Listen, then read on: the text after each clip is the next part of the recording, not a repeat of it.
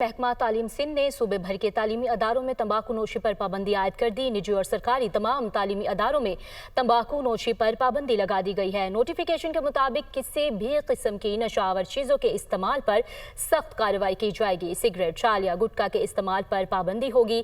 असातिज़ा मुलाजमीन कोई भी तालीमी अदारे के अंदर तंबाकू नोशी नहीं करेगा।